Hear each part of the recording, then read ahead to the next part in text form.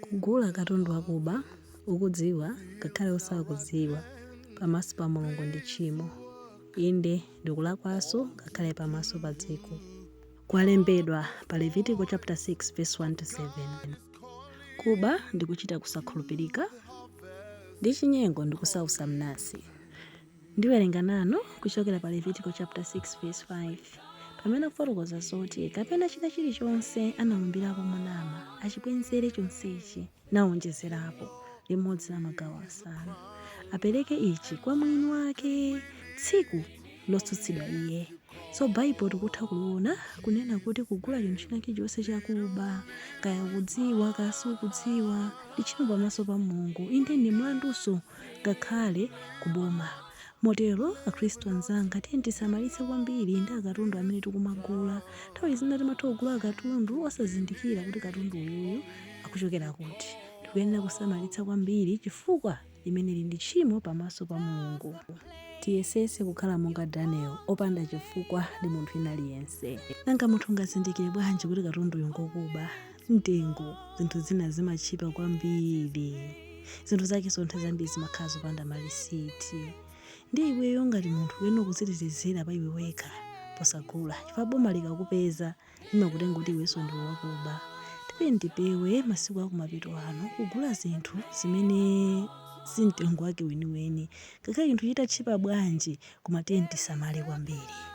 Inde chuma chavuta koma tisakopeke ndi kungogula zina zilizonse, chifukwa tsiku lina tizanong'oneza bondo. Chenjezo ili tikhale nalo serious kwambiri, chifukwa ngakhale miyambo kufotokoza zokuti tibwino kukhala ndi zochepa koma no Mulungu ali mmene momo. Tisamale kwambiri ndi zogulagula masiku akumapeto ano.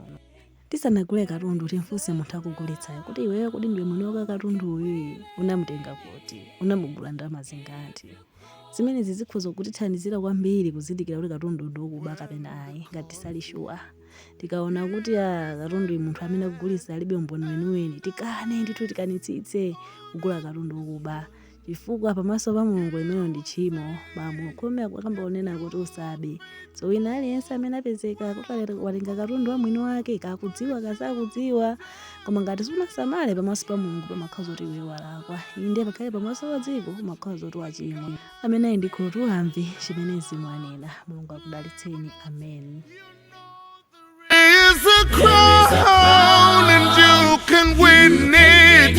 Only if you call, only if you call, only if you call in Jesus' name. Little is much.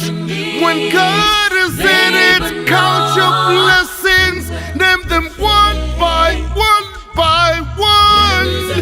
Yes, you can win it. Only if you call. Oh, just trust and obey in Jesus. All you need is call. In Jesus' name, you know there is a crown. Only if you call.